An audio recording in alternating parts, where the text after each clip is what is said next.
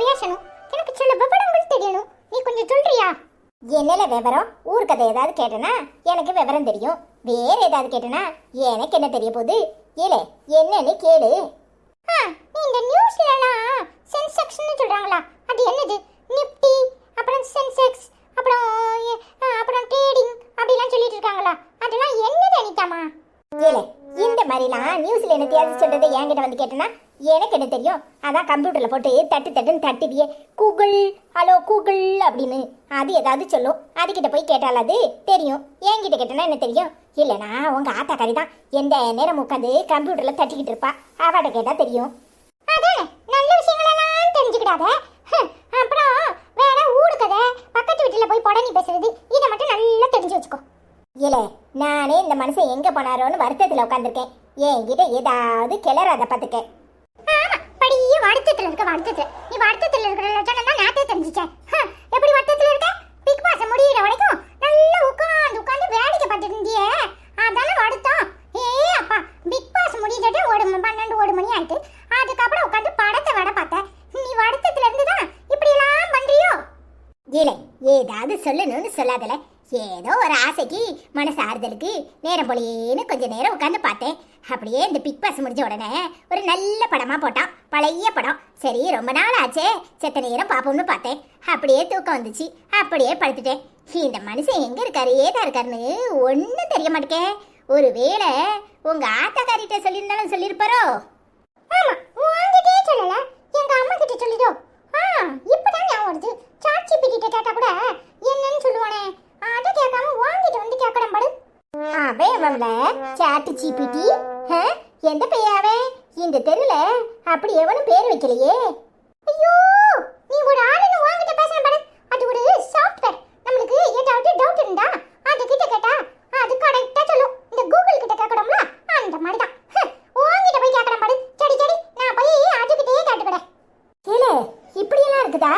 அப்போ உன் அப்பாவை ஆளை காணும்னு அதுகிட்ட கேளுல, அது எங்க இருக்குன்னு கண்டுபிடிச்சு சொல்லிடும்ல. என்னல கேட்டுக்கிட்டே இருக்கேன், திருட்டு மொழி முழிக்கிற. என் அப்பனை ஆளை காணும், அந்த ஆளு எங்க போயிருக்காரு, எவ வீட்டுல இருக்காருன்னு கேட்டு சொல்லல. நீ எல்லாம் திருந்தவே மாட்டேல. எவ வீட்டுல இருக்கானா? எவ வீட்டுல? இங்க பாரு, உன் புத்தியே முதல்ல ஒழுங்கா வச்சுக்கோ. அதுகிட்ட போய் இப்படி கேட்டேனா உங்க அம்மா என்ன லூசான்னு கேட்கும். கொஞ்சமாட்ட அறிவு இருக்கா உனக்கு? இங்க பாரு, அது என்ன ஜோசிய காரனா எங்க இருக்கான் அப்படின்னு உனக்கு வெட்டில எல்லாம் மை போட்டு சொல்றதுக்கு கூடு கட்ட தரமா எதையாவது கட்டிட்டு இருக்க.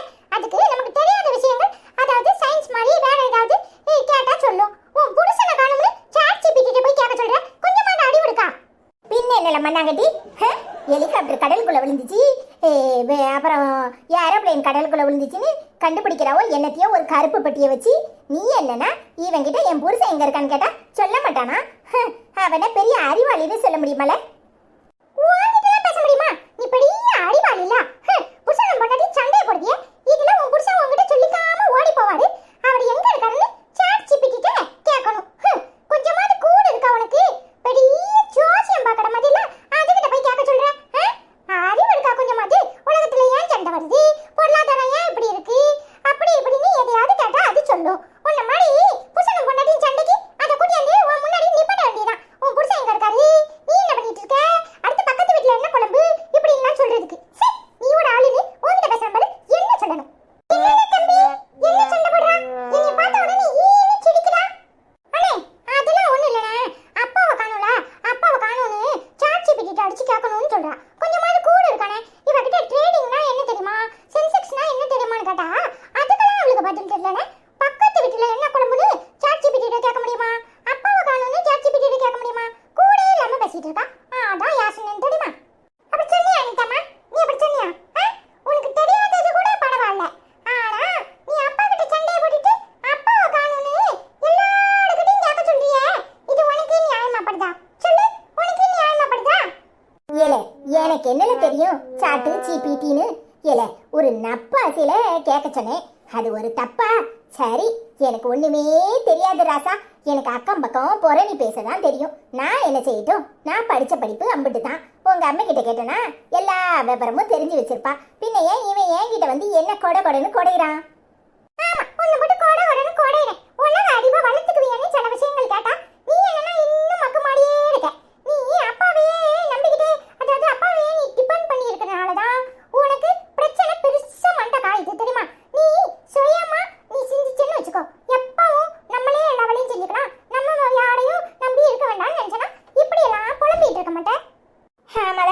சொல்றதும் சரிதான்.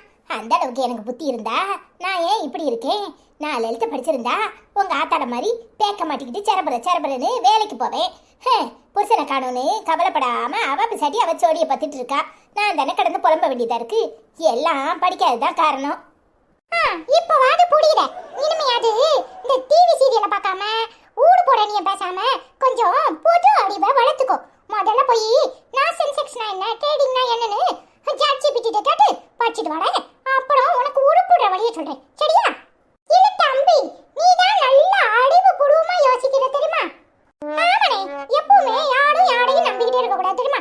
நம்ம கையில 4 காசு இருக்கணும்னு சொல்லுவாங்களா, அந்த மாதிரி நம்ம கையில ஒரு தடமா இருக்கணும்.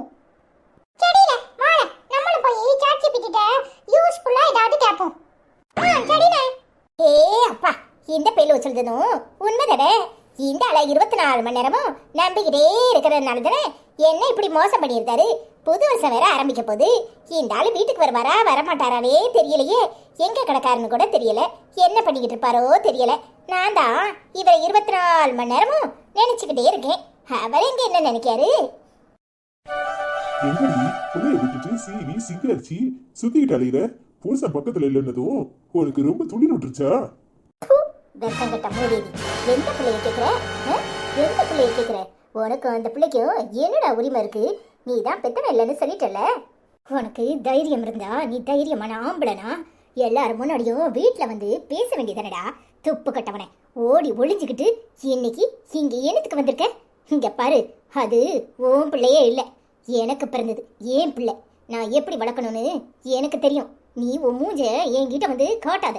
உன்னை கண்டாலே எரிச்சலா இருக்கு. அப்படித்தானே இருக்கும். உன் அக்கா கறி அப்படிதான் இருக்கிறா. நீ பின்ன எப்படி இருப்ப? அவ புருஷனை மதிச்சாலா நீ மதிப்ப? அவ புருஷனை வந்து பாருங்க, அவன் பொறுக்க மாட்டாம ஊரை விட்டு ஓடி போயிட்டான். பின்ன உன் கூட யாராவது வாழ முடியுமா? அக்கா தங்கச்சி 2 பேரும் ஒரே மாதிரி தானே இருக்கியே. அடி சிறுப்பால, என் அக்காவை பத்தி ஏதாவது சொன்ன நோக்கை இழுத்து வச்சு நறுக்கி போடுவேன், நறுக்கி. என் மாமாவை பத்தி உனக்கு என்னையா தெரியும்? அவர் ஒன்றும் உன்ன மாதிரி ஊரை விட்டு ஓடுற ஆம்பளை கிடையாது. அவரு எதுனாலும் நின்று நெரிசலித்துவாரு. அவரும் நீயும் ஒன்னா தரங்கட்ட பயல. அவரை பத்தி பேசின நாக்கு அழுகி போயிரும். அடியே ஓவரா சவுடால் விடாத. அவனை பெங்களூர்ல பாத்துட்டு தான் வந்திருக்கேன். அதான் பொண்டாடிக்கிட்ட சொல்லாம ஓடி போயிட்டான். நம்மள இவ ஊர் பூரா அவனை தேடி சுத்தி திரியிறான்னு கேள்விப்பட்டேன். சி வாய மூடு. அவர் போனது எங்களுக்கெல்லாம் தெரியும். ஏன்னா அனிதாக்கு மட்டும் நான் தெரியாதா இருக்கும். வாய மூடிக்கிட்டு பேசாம போயிரு. என் வாயில விழுந்துடாத. ஏதாவது சொல்லிட போறேன். அப்போ ஒரு பொண்டாட்டிக்கு சொல்லிட்டு ஒரு பொண்டாட்டிக்கு சொல்லலையா? ரொம்ப வசதியா போச்சு. அனிதாவை பார்த்தா விவரத்தை சொல்லுறேன். அனிதா உன்கிட்ட சொல்லாம உன் புருஷன் உன் சக்கரத்துக்கிட்ட மட்டும் சொல்லிட்டு போயிருக்கான்னு. டேய் வேண்டாண்டா, இந்த மாதிரி ஏதாவது வேலை பார்த்த நடக்கிறதே வேற. உனக்கு தைரியம் இருந்தா ஊருக்குள்ள வா, அப்புறம் வச்சுக்கிறேன் கச்சேரியை. என்னடி பூச்சாண்டி காட்டுறியா? பூச்சாண்டி அந்த அனிதாவை வச்சு உன்னை ஓட ஓட துரத்துல என் பேரு குமார் இல்ல. எவ்வளவு தைரியம் இருந்தா என்ன விட்டுட்டு உன் குழந்தைக்கு அப்பனே இல்லைன்னு முடிவு கட்டிட்டு உட்கார்ந்துருப்ப. நான் கூப்பிட்டா நீ வரணும், வரமாட்டேன்னு சொல்லிட்டு திடீர. ஏண்டா வரணும்? ஏன் வரணும்? ஒரு பொம்பளை தனியா அவ கால நின்னுட்டா உங்களுக்கெல்லாம் பொறுக்காது. அதான் இந்த ஆட்டம் ஆடுற. உன்னை பத்தி எனக்கு நல்லாவே தெரியும்டா. நீ எதுக்கு என்ன கூப்பிடுறேன்னு என்னை வச்சு என் அக்கா கிட்ட ஆட்டம் காட்டலான்னு பாக்குற. அது இந்த ஜென்மத்துல நடக்காது. இனி உன் கூட நான் சேர்ந்து வாழ போறதே இல்லை. எப்போ என் குழந்தைக்கு நீ அப்பா இல்லைன்னு சொன்னியோ அப்பவே என் புருஷன் செத்துட்டான். இங்க பாரு, இன்னொரு தடவை என்ன கூப்பிட்ட நான் மனுஷியாவே இருக்க மாட்டேன். பொறுக்கி நாயே, உன்னால என்ன பண்ண முடியுமோ நீ பண்ணிக்கோ. அத நாங்க பாத்துக்கிறோம். வரட்டா? பிடிச்ச கழுத என்ன பேச்சு பேசிட்டு போறா? இவளுக்கு இப்படி இருக்கும்போதே இவ்வளவு திமிரு எங்க இருந்து? அந்த அனிதாவோட தங்கச்சி இல்ல பின்ன எப்படி இருப்பா? அனிதாவை எப்படியாவது சந்திச்சு பேசுறதுக்கு இதுதான் சரியான நேரம். புருஷக்காரன் பெங்களூர்ல கிடக்கான், இவ இங்க தனியா இருப்பா. இவளை எதையாவது சொல்லி பேசி மயக்கி நம்ம கூட கூட்டிட்டு போயிட வேண்டியதான்.